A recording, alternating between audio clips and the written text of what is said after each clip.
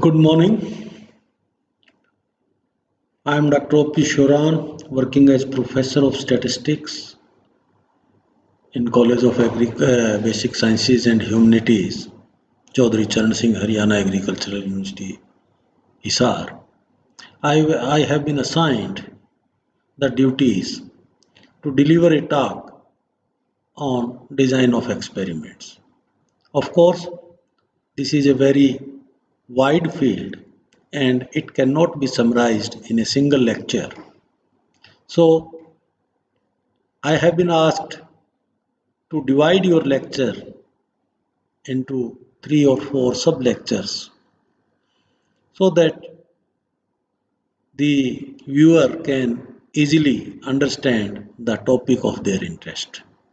So I divided my complete lecture of 1.5 hours into three or four parts so that the most of the things of design of experiments can be introduced to you. So first of all, in first lecture or first part of the lecture is about how to plan a experimental design. What are the need? What are the do's and don'ts an experimenter should follow before conducting and after conducting the experiment. So let us start. So we know that our field of research have at least one thing in common, which is known as the variability of the experimental material. This variability in the experimental material can vary from experiment to experiment, or it may vary in size, but its omnipresence cannot be ignored or cannot be denied. When the variability is small relative to a group or a class differences and observations are not so costly, then there is no need of any experimental design. The experimenter simply takes many observations, large number of observations or readings, and he or she can observe the relationship or their main differences.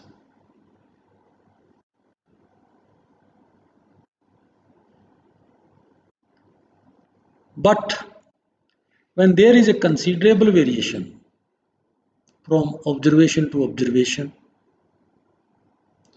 on the same material and it is not feasible to take large number of observation, then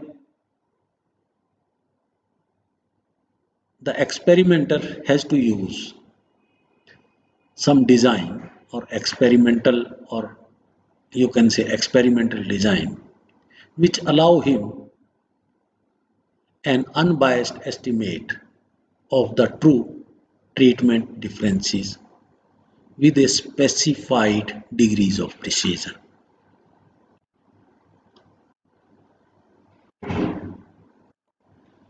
So we generally attach a probability statement to treatment differences if we want to make certain inference. In order to attach probability statement to estimated treatment differences, there are two concepts, randomization and replication, are of much importance. By randomization and replication, we can obtain valid estimate of the error variance. The term treatment we will use throughout this lecture, and it is frequently used in experimental design. It is used to denote a class or a category or a group.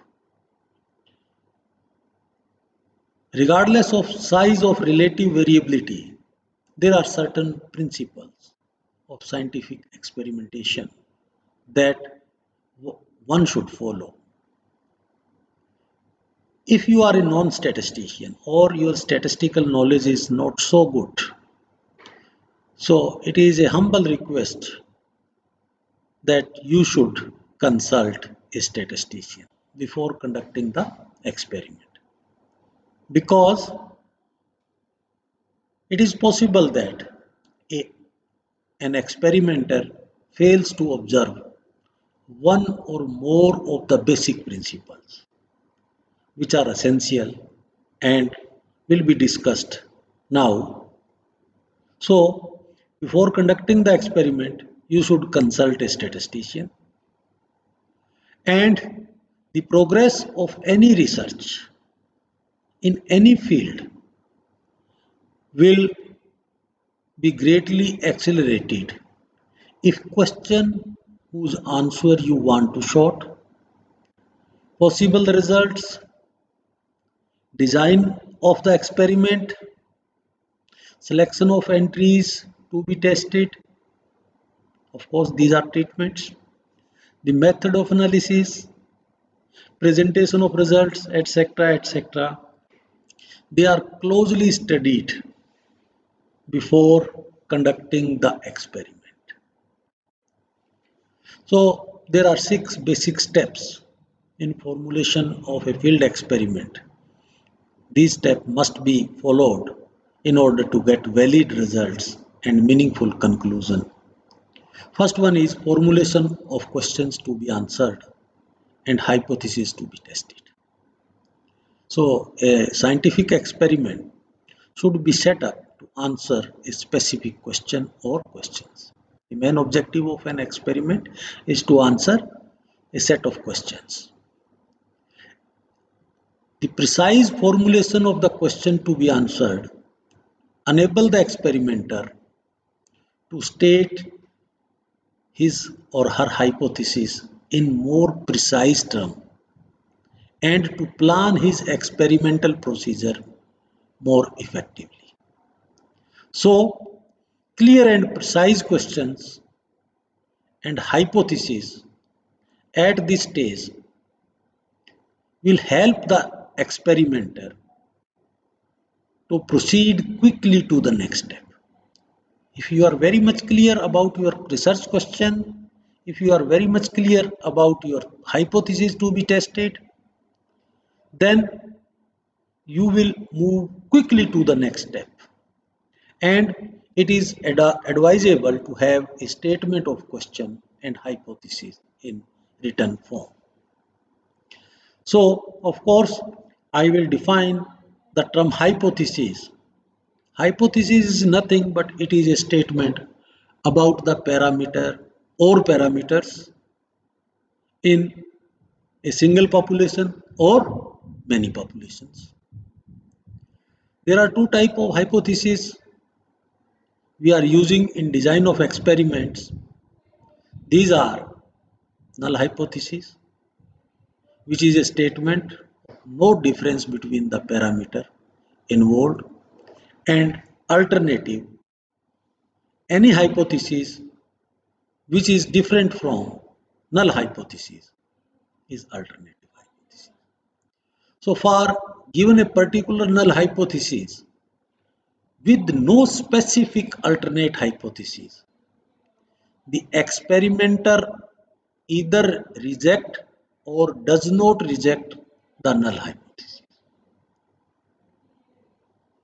The term does not reject does not imply acceptance of the null hypothesis. Very important part is there. Many people make mistake about this. Mean does not we do not reject null hypothesis doesn't mean we are accepting the null hypothesis, particularly when no specific alternative is postulated. All hypothesis setup should be free from vagueness, ambiguity. They must be formulated in precise terms. Rule of procedures generally fixed in advance. The probability of error of rejection when the null hypothesis is true. What rule you should follow? If probability of error of rejection of when null hypothesis is true, then what you should follow? That must be clearly defined. Then one is able to calculate the error associated with alternative. Null and alternative hypotheses should be formulated precisely for each experiment. Statistical test or test of significance of a hypothesis is a procedure whereby hypothesis is rejected or not rejected with sufficient explanation of what not rejected means. Means you should have sufficient explanation what not rejected. There are so many tests of significance available in testing a given hypothesis, and among all these tests, a good test is one which minimizes the probability of all errors over all possible values of the parameter. Number two, once you formulated your research questions and research hypotheses, you should critically and logically evaluate them.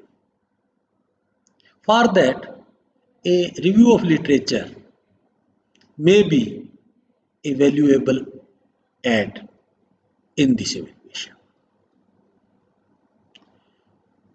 The utility of the aims of the experiment should be clearly considered. And after critical evaluation of the hypothesis which you formulated in step 1, you may find it, or the experimenter may find it advisable to reformulate the questions and hypotheses before proceeding with the experiment. You can use statistical tool, statistical decision functions. The experimenter is required to evaluate the possible outcome of the experiment in terms of relative costs. Then third part, selection of procedure for research. A very important part. The procedure to be followed depend upon the field in which research is conducted. The field is very much important. Selected experimental procedure in most field of research will involve either some or all of the following steps.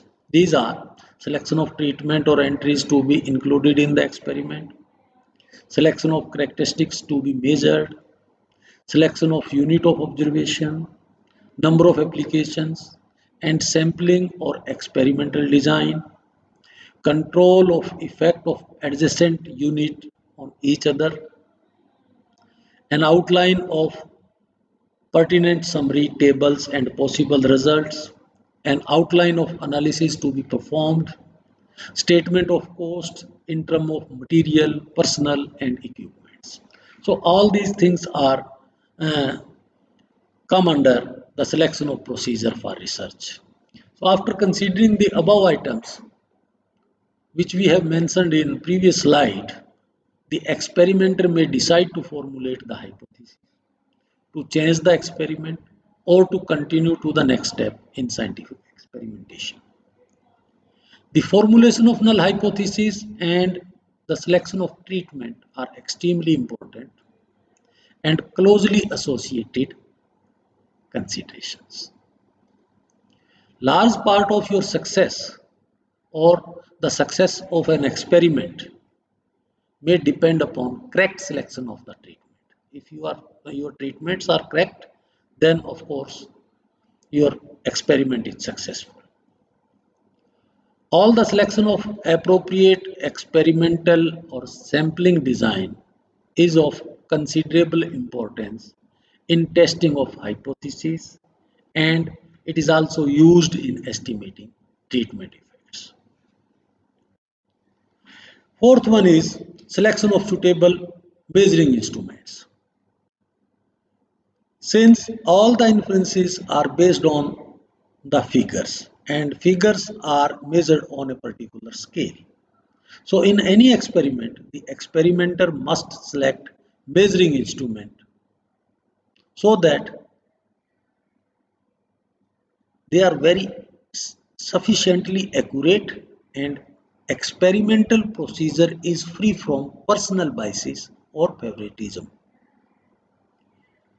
The appropriate measuring instrument should be selected prior to taking any measurement and should not and should be retained throughout.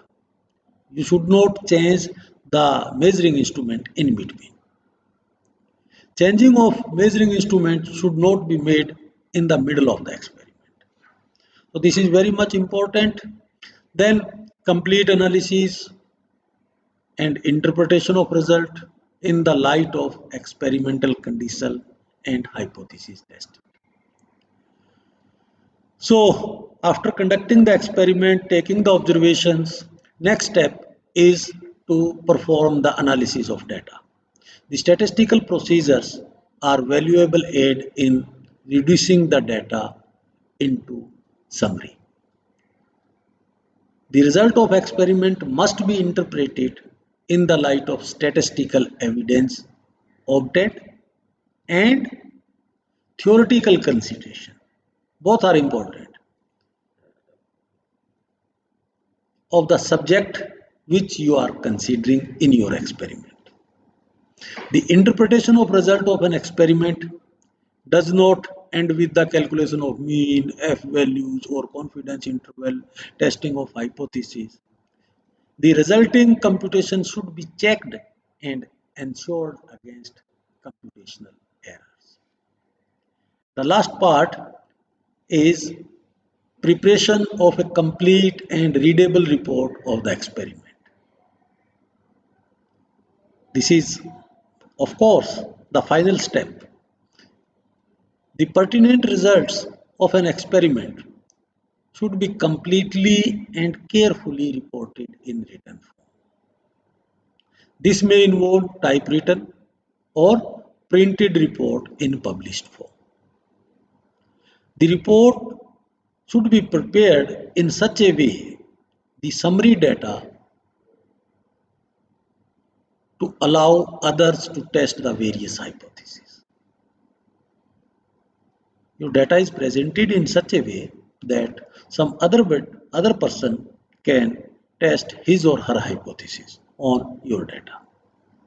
By giving an account of experimental procedure and statistical method used, the reader may decide for himself whether or not consider the procedure sound.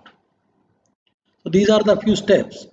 Then one or two slide I want to discuss is type of design we are using in experimental design.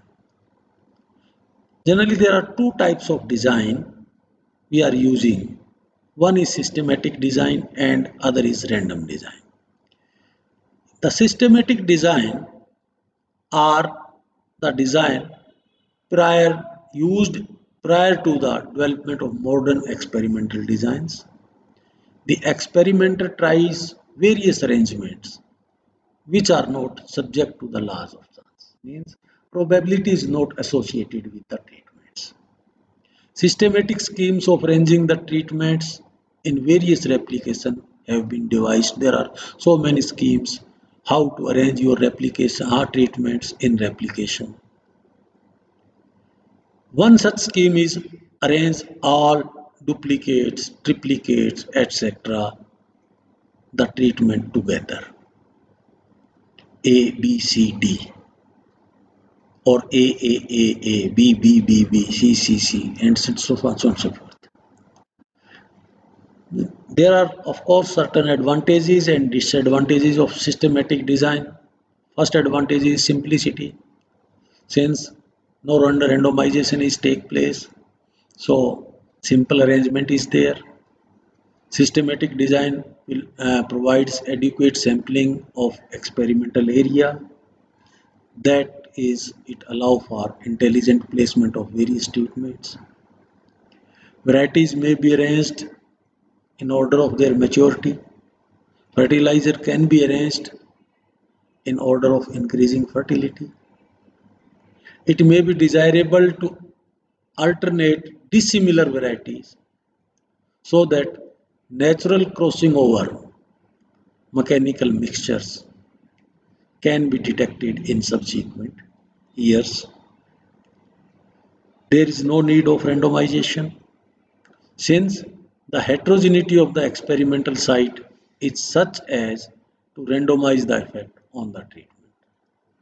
And disadvantage is that there is no valid estimate of the variance because we are not attaching any randomness in the treatment.